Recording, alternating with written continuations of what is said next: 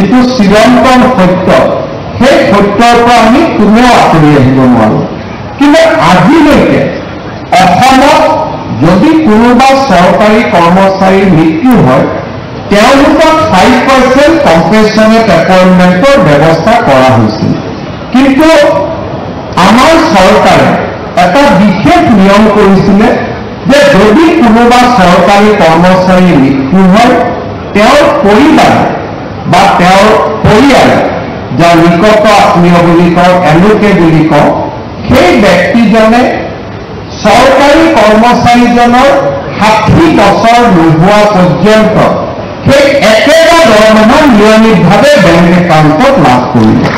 আজিৰ পৰা মই নাভাবোঁ যে ভগৱানে কৰক এনেকুৱা সুবিধা আপোনালোকৰ কোনোবাই ল'ব লাগে, কিন্তু যদি পৰিৱেশ আৰু পৰিঘটনাৰ ফলত আমাৰ যদি কাৰোবাৰ জীৱনত এনেকুৱা সমস্যা আহি পৰে, তেতিয়াহ'লে আপোনালোক সকলোৱে, বিশেষকৈ পৰিয়ালে, অন্তত এটা সময়ৰ বাবেও আপোনালোকে নিজৰ পৰিয়ালৰ কথা চিন্তা কৰিব নালাগে।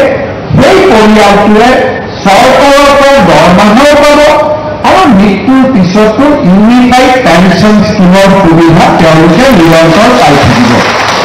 আৰু ইয়াৰ লগে লগে এজন চৰকাৰী কৰ্মচাৰীৰ মৃত্যু হ'লে তেওঁ এক্স গ্ৰেচিয়া 10 লাখ টকা, ষ্টেট বেংক অফ ইণ্ডিয়া আৰু আমাৰ চুক্তি অনুসৰি 10 লাখ টকাৰ অতিৰিক্ত লাইফ ইঞ্চুৰেঞ্চ কাভাৰেজ এটাও তেওঁলোকে লাভ কৰিব। এই গোটেইখিনি সুবিধাৰ লগে লগে আজিৰে পৰা আপোনালোকে আপোন বাহন আৰু আপোন ঘৰ আঁচনিটো ষ্টেট বেংক অফ ইণ্ডিয়াৰ পৰা আপোনালোকে লোন পাবলৈ সক্ষম হ'ব। আৰু আপোনালোকে জানে যে এই লোন আগতে 15 লাখ টকা আছিল, এইবাৰ চৰকাৰে এই লোনৰ সীমা 30 লাখ টকালৈকে বৃদ্ধি কৰিছে। গতিকে 15 লাখ টকাৰ স্থানত আপোনালোকে 30 লাখ টকা পৰ্যন্ত লাভ কৰিব পাৰিব। শেহতীয়াকৈ এতিয়া আমি আৰু এটা সিদ্ধান্ত লোৱাৰ পথত আছোঁ, যদিও সিদ্ধান্তটো লোৱা হোৱা নাই, যে আমাৰ ঘৰত ইলেক্ট্ৰিচিটি বিল যাতে জিৰোৱা হয়, তাৰ কাৰণে আমাৰ ঘৰত প্ৰধানমন্ত্ৰী সূৰ্যঘৰ আঁচনিৰ অধীনত আমি যাতে সোলাৰ লগাব পাৰোঁ, তাৰ বাবে বেংকৰ পৰা আপোন ঘৰ আঁচনিৰ দৰে আপোনালোকে উইদাউট মৰ্টগেজ লোন পাবলৈ সক্ষম হ'ব, যাতে মাহেকীয়া ইলেক্ট্ৰিচিটি বিলৰ পৰাও আমি ৰক্ষা কৰিব পাৰোঁ।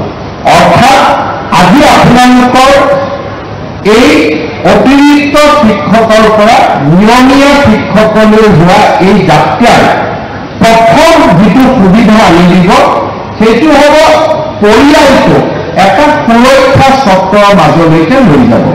আজি মই গৌৰৱ অনুভৱ কৰোঁ, আমাক বহুতে বিভিন্ন ধৰণে কথা কৈ থাকে, কিন্তু কোনোবা চৰকাৰী কৰ্মচাৰীৰ মৃত্যু হ'লে আজি অসম চৰকাৰে যি সুৰক্ষাৰ চক্ৰ তেওঁলোকক দিব পাৰে, ভাৰতৰ কোনো ৰাজ্যৰ কোনো চৰকাৰী কৰ্মচাৰীক এনে সুৰক্ষা দিব পৰা নাই।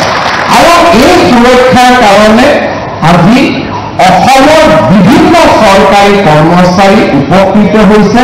আৰু কৃতজ্ঞ পৰিয়ালসমূহক মই যেতিয়া লগ পাওঁ, তেওঁলোকে স্পষ্টভাৱে তেওঁলোকে আমাক জনায় যে ছাৰ, আপোনালোকে ইয়াৰ লোৱা সিদ্ধান্তৰ কাৰণে প্ৰতি মাহৰ 1 তাৰিখে মোৰ স্বামীৰ মৃত্যুৰ পিছতো মোৰ একাউণ্টত দৰমহা একেই ধৰণে আহি আছে।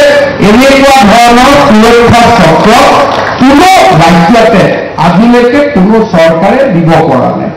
যোৱাবাৰ একাউণ্টেণ্ট জেনেৰেল অফ আছামে ইয়াৰ ওপৰত এডভাইচ কমেণ্ট দিয়াৰ পিছতো আমি ৰাজ্য চৰকাৰৰ কৰ্মচাৰীসকলৰ বৃহত্তৰ স্বাৰ্থৰ খাতিৰত এনেধৰণৰ সিদ্ধান্তসমূহৰ লগত আমি খুব দৃঢ়তাৰে সৈতে থিয় দি আছোঁ।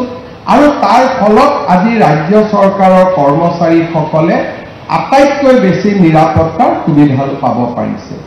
ইয়াৰ লগত আপোনালোকে আহিবলগীয়া দিনত আৰু এটা সুবিধা পাব, সেইটো হৈছে আমি পাৰস্পৰিক ট্ৰান্সফাৰৰ যিটো পৰ্টেল খোলোঁ, এইবাৰৰ পৰা আপোনালোকে সেই পৰ্টেলতো ট্ৰান্সফাৰৰ বাবে আবেদন কৰিবলৈ সুবিধা পাব।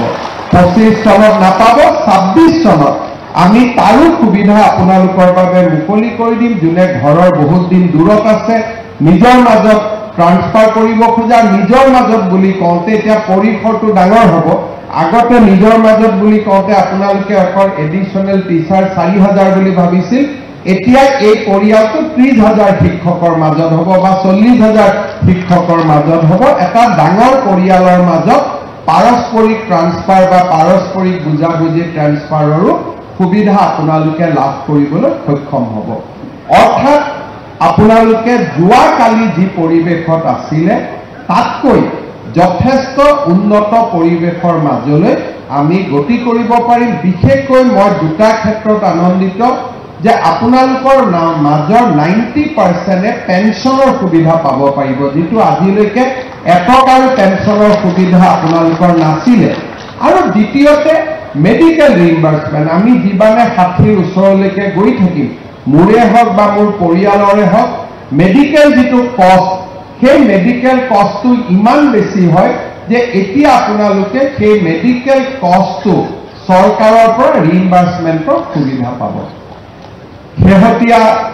শেষত মই যিটো কথা ক'ব খোজো তাত আপোনালোকক মই নাভাবো যে কোৱাৰ প্ৰয়োজনীয়তা আছে।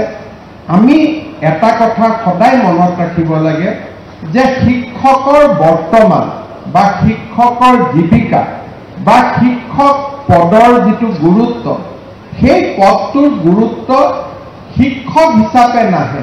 ছাত্ৰ ছাত্ৰী যেতিয়া থাকে তেতিয়াহে শিক্ষকৰ মৰ্যাদা আহে। ছাত্ৰ ছাত্ৰী নোহোৱা বিদ্যালয় এখনত শিক্ষকসকলে শিক্ষকৰ মৰ্যাদা নাপায়। সেয়েহে আমাৰ যিটো দায়িত্ব, ছাত্ৰ ছাত্ৰীসকলৰ প্ৰতি যি আমাৰ দায়িত্ব, সেই দায়িত্বক আমি সম্পূৰ্ণভাৱে পালন কৰিবলৈ প্ৰচেষ্টা কৰিব লাগে। আৰু আমাৰ ছাত্ৰ ছাত্ৰীসকলক আমি যাতে এটা সুন্দৰ ভৱিষ্যতৰ গৰাকী হ'বৰ বাবে আমি তেওঁলোকৰ সুপ্ত প্ৰতিভাসমূহক যাতে আমি জাগ্ৰত কৰিব পাৰোঁ, তাৰ বাবে আমি নিজকে সমৰ্পণ কৰিব লাগে।